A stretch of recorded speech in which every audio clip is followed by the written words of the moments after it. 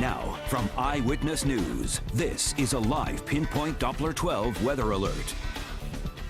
Well, good morning. I am tracking very cold temperatures on the way tonight through tomorrow morning. Now, I'm expecting actual temperatures to go below zero, which is rather unusual around here, but it's the wind chills which will really make the difference. They feel like temperatures dropping between -20 and -35 degrees. That's why we have a wind chill warning in effect that starts at 4 p.m. this afternoon through noon tomorrow. This is a situation where if you're even out for more than a few minutes without every square inch of skin covered, you can get into real trouble. So definitely use caution out there this weekend. Wind chill advisory continues for Cape Cod and the islands. Obviously pretty windy and cold there as well.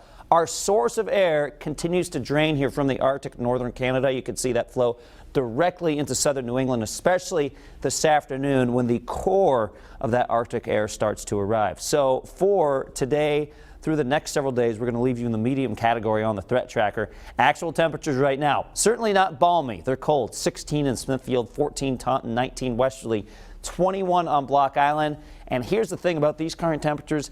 These are essentially your high temperatures for today. We really don't warm things very much up at all today. Winds fairly calm right now, between 5 and 10 miles an hour. But you will notice after 8, 9 o'clock in the morning, those breezes starting to pick up and then very gusty after lunchtime.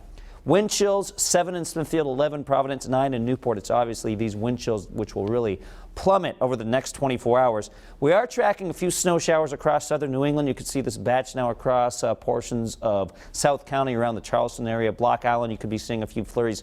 A quick coating is possible. Most of us not really seeing anything in terms of that snowfall today. The bigger story is the cold. And one of the reasons we're getting this cold air driven so powerfully at us is the fact that we have low pressure off to our east and high pressure to the west. And when we're getting this situation, keep in mind that the rotation around a center of low pressure is like this, all right? Around high pressure, it's like this. So we get right in between. That's a perfect scenario where they can really just funnel these winds in. So right in between the high and the low, you get those very gusty, powerful winds. And see where it's dragging the air from? Yeah, that's right, from Canada, the Arctic, and that's why we'll continue to see the very cold and windy conditions over the next 24 hours. All right, breaking down our temperature for Providence, not very far from where we are right now. Gusts this afternoon between 20 and 35 miles an hour. Could see a few gusts of around 40. Temperatures hovering in the upper teens to around 20.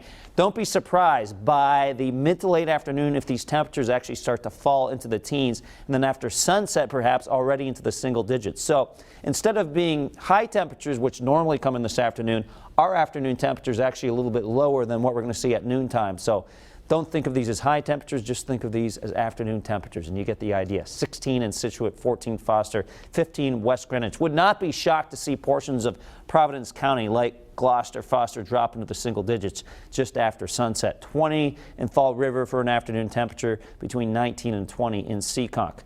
7-day Futurecast.